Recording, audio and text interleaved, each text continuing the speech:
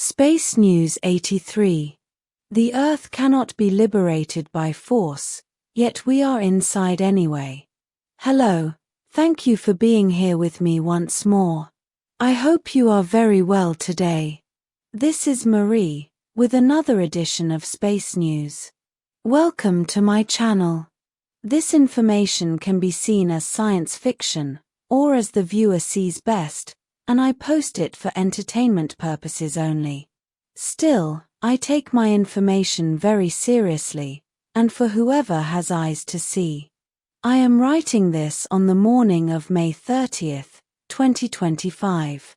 It may be advisable to watch Space News episodes 80, 81 and 82, but especially number 81, before this one to better understand what I am talking about.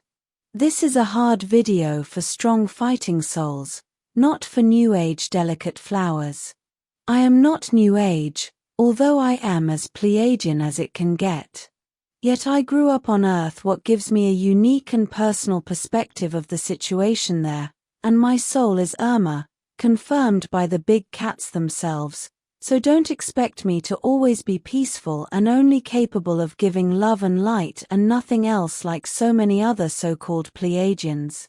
I am in a frail, thin female human Lyrian body, but I know how to fight, as I know that there comes a time when you must defend yourself and your loved ones, because high vibrations and spirituality will not stop an incoming bullet. Even though many of you are wrongly taught that you can be in another vibratory realm where you are not even there to be hit by the bullet.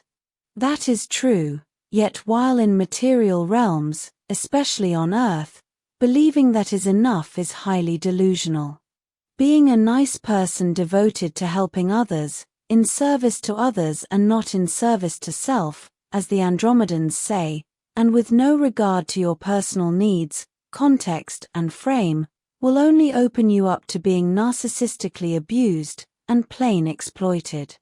As I said above, I am in a thin and frail female Lyrian human body, but don't let that fact mislead you. My soul is Urmah, and I know how to fight as a leader.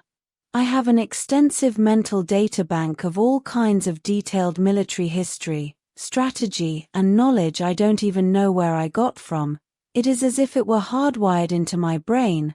I was born with it from my past life experiences, and as many of my close friends have witnessed, I can be shown a random old faded black and white photograph from the beginning of the 20th century, where an old rifle may partially appear among people and other things, and I can tell you its caliber, make and model, at a glance, as well as how it works.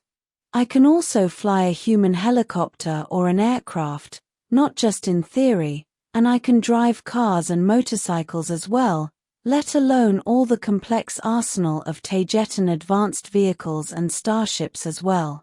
How many 17-year-old girls can say all that, I wonder? But what is the point of my saying all this about myself? My point is that I am leading all military operations you have been hearing about and will hear about, not my generals, as many of you may think. And my main point here with all this is to communicate to whoever else is listening to me that I am fully capable and prepared as a leader, and I know what I am doing, and I am not easily stopped. Don't let my frail, girly, female face fool you. In my last videos, I explained why the Earth cannot be liberated by force, and why we won't go in as expected by many, including the Earth's cabal. I know many of you feel disappointed by my words because you would like us to go in by force and kick out all the regressive forces once and for all. You are fed up with all the terrible things and injustices of all kinds that go on there all the time, to people and to animals who are more people from our point of view. What is protecting my group and our actions is the legal framework that surrounds and backs us. Until now, the Galactic Federation had been hiding the true legal framework from nearly everyone, especially from us, also by being contradictory and obscure. By doing this, No one could organize a movement that is truly based on the rules and regulations of the Galactic Federation itself. I must thank the Antarian ambassador, Azed Nydia, for her efforts and her incredible understanding of the rules and regulations of the Galactic Federation, as well as of the space maritime law it is based on. It is thanks to her that we can operate around and on Earth within the legal framework. This makes it impossible for the Galactic Federation to forcefully remove us from this area or to stop our ongoing operations, as they are fully legal.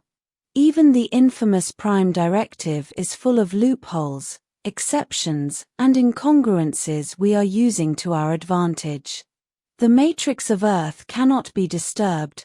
That is the most important Federation rule here, and that means that we cannot reveal our operations and our existence openly. And that includes the standard, non-interstellar society that exists on its surface, the official one. Yet, and as I have described in my past videos, for example in the recent one about dumps, there are two main civilizations on Earth, one interstellar, and the surface one, which is not, as I said above. The Prime Directive and the maritime law it is based on does not let us act against the surface civilization as it must be protected at all costs, but it not only lets us act against the interstellar one, it makes it our moral obligation to act against it as it is violating countless space laws. As that civilization is fully interstellar, it is not protected by the Prime Directive's rules, therefore, we can intervene against them, under the accusation of sequestering people from our civilizations, namely Antaria and Taygeta, unliving several of our citizens and attempting to unlive others, including high-level officials, an ex-queen and the present queen, in an elaborate conspiracy to take over the Taygetan society in a coup d'état. This alone lets us act against them.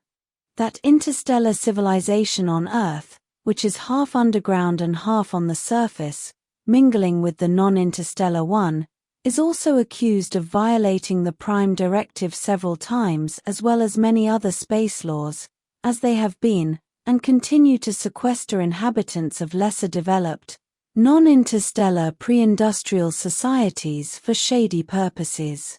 It is the legal framework that is protecting us and our actions, and answering one of my subscribers' comments, no, we are not going to war against the Federation, on the contrary, we are enforcing its best ethical, moral and legal principles it was founded on, even contrary to how its local representatives have acted so far. And no, the Federation does not have more technology than we do, first because we are the Federation, and second, don't let yourself be fooled by apparently superior discoidal craft that look mysterious and alien to you, as those operate with inferior gravity manipulation technology. You may feel our craft are familiar, because it was built by more human Lyrians, and lesser than the other because of your science fiction programming, when in fact they best the discoidal craft. I often do not mention higher types of technology we do possess because it hasn't been relevant, and because I often feel it may go against my credibility, as many pieces of such technology seem like magic to most humans. The very laws and regulations of the Galactic Federation permit us to operate on Earth as long as we follow them, and the most important one is that we cannot disturb the surface civilization, revealing our presence. As we must go in and fly close to the ground where we are fully visible, we developed the Stack 1-11D assault craft during the last year. This small and agile, highly armed and armored craft is purposely designed to look similar to what Earth humans would develop, as it looks as if a science fiction dropship from the movie Alien 2 had a baby with a Black Hawk helicopter. It looks human because it is its purpose to look so, precisely to disturb the matrix of Earth as little as possible, as it does not look like an alien spacecraft, UFO, or anything along those lines. It looks like an advanced rotorless attack helicopter. Yet it is fully loaded with Taygetan technology and armament, including energy defensive shields. And it is also equipped with human armament such as a 20mm rotary cannon, so that the damage it causes can be easily attributed to a human helicopter. Enough of beating around the bushes with the main subject of this video. For those of you who wish we entered in force to kick the Cabal out once and for all, and for those of you who felt disappointed by what I had to explain in my last video, now hear this. We are already inside the planet, and legally. We are actively operating in every continent using ongoing conflict zones as cover, letting others take credit for our hits, and letting humans distort news facts to their advantage. That is part of our cover, as we cannot be overtly seen by the surface population, so no, we won't easily be on the news, but who knows, as our last operations have been quite messy. The very matrix prevents the real facts from being known to the general public, but we are in there like no other stellar race has been before, at least not in recent times. As I said before, I am the only Taygetan leader to hit the Cabal militarily and get away with it, as the Galactic Federation has its legal hands tied up this time. They dare to travel to our peaceful planets to unlive and to take our people against their will, and this is our highly asymmetrical response. You Cabal fell into your own New Age trap, thinking that Pleiadians are all love and light and incapable of hitting back. We are in there, on the surface, working as we mingle with the population while we gather information and intelligence. We are there taking people out of hideous dumps, all kinds of people, as we are here to protect as many innocents as possible, and we do so as we rescue our own. And know that we consider as victims everyone who is sequestered by the Cabal, in any way and form. This includes everyone on the surface, and we are making long-term plans there. Wherever there is a conflict, we are there doing our best to lessen its effects, and we are also deep underground using their very portals that they thought would give them an advantage and immunity. The valiant two-man crew of Stack 211 flew 2 levels deep into the ground, into a dome to get people out as fast as possible, in an incredible nerve-wracking operation, flying a stack attack craft at high speed through countless tunnels and caves, where it barely fits sometimes, and while taking fire. We have that level of dedication, and no, it's not a movie, it is real-life payback time. We will hit wherever we can, and we are in our legal right to do so. We will continue to protect the civilian population of Earth as best as we can, because we've all had enough of the hideous Cabal that governs the planet. Its days are counted. Our presence will be increased progressively, but we do expect this to be a very protracted operation. Who knows how long this will last, but we will prevail. We do ask for your patience. It may take some time, as we must always cover our tracks as the Prime Directive dictates, and we do follow it. And all this comes only from Taygetans. Just wait to see when the Antarians and the Urmah are unleashed.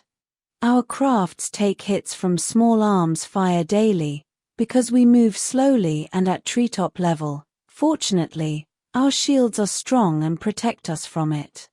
We've also taken hits from surface-to-air missiles and also from energy weapons, but our defensive technology is far superior to theirs.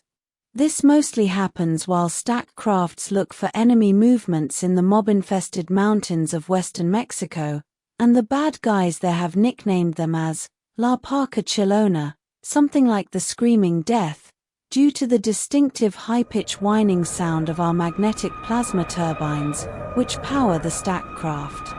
Now they know that if they shoot at us, we do shoot back. And sometimes we also shoot first. Yes, we are right there, hard at work, day and night, mostly rescuing captive people, while we let Carrot take credit for hits against the evil forces his very government set in place. The valiant two-man crew of Stack 211 flew 2 levels deep into the ground, into a dome to get people out as fast as possible, in an incredible nerve-wracking operation, flying a stack attack craft at high speed through countless tunnels and caves, where it barely fit sometimes and while taking fire. We have that level of dedication, and no, it's not a movie, it is real-life payback time. Now you know why I've brought here so many dreadnought starships. I know many of you are wondering what you can do. Do the same as we did, look for holes and incongruences in your laws, learn the human version of maritime law, which acts above the normal one, at least mostly, and exploit all that to your advantage, while you disobey the systems and the Matrix's draconian laws. Develop your spiritual and ethical frame, always helping all others in need, without disregarding your own corner, animals included. Never forget them, as they are more people, trying to survive in a world they are not equipped to understand. Develop yourself so you can be sure and confident that your ethical frame is superior to the one of your government, and act by it, always being congruent with your beliefs and with your ethical frame. Let the legal framework you know protect you against the effects of your disobedience, and do so as well, even if outside of it, if your superior ethics dictate so. But always protect yourself first, and never go directly against any authority figure, as that is what they expect you to do, and you cannot win there. Remember that you are very valuable, and all you need to promote change on the planet is to exist and be as happy and productive as you can be, following your instincts and your personal interests. Never engage against whatever matrixed socially accepted systems that are supposedly against the powers that be, because they control them and can quickly turn against you, as even peaceful marches and manifestations can turn ugly, as they have agents within to cause chaos. Obeying unnecessarily, incongruent matrix rules and regulations only feeds the system, it makes you part of it, yet remember that you must follow some of those rules, but only those which are inevitable, that ensure your basic protection, for the system to leave you alone while you undermine it. Be strong and protect yourselves from tyranny. You are your own rulers. Let no system dictate what it means to be a good person or how to achieve it. No one can grant you freedom. Take responsibility for yourselves, for your thoughts and actions. Be today the beings of the highest ethics and of greater consciousness awareness, who embrace your own density and understanding, while also considering and comprehending the limited point of view of those with a lower contextual framework. Don't impose, be an example. And remember that we are here to help remove what keeps humanity stagnant, but we cannot do the heavy lifting for you, that is your job there. It is an evolutionary process that must be respected. All that humanity needs to evolve positively is to be left alone without external interference, and that applies to my group as well. However, there are certain issues and individuals whom you may require assistance to have removed. And that is where we come in, as we are openly at war with the Cabal on Earth, in case you haven't noticed yet. And although I don't always openly share our plans, please don't think we aren't considering them for the future or even for right now. I just can't share all our plans because I know you're watching and listening to us. And yes, this includes a certain ball with rings around it in space and very cold places on Earth, as well as caves under the Colosseum. I may be talking about other subjects here on my YouTube channel, perhaps for weeks at a time, but that does not mean we are not hard at work up here and down there as well. Be strong out there, dear ones, you are not alone. It is always a pleasure to write for you, my friends. A big thank you to all the people who are supporting me and my channel. You are changing worlds here. It may be the same thing I said last week because there are a limited number of words in the English language, but that does not change the immense gratitude I feel towards all of you. You are always on my mind, and I hold you dear in my heart. This will be all for today. As always, thank you for watching my video, and for liking, sharing, and subscribing for more. It helps this channel grow a lot. And I hope to see you here next time.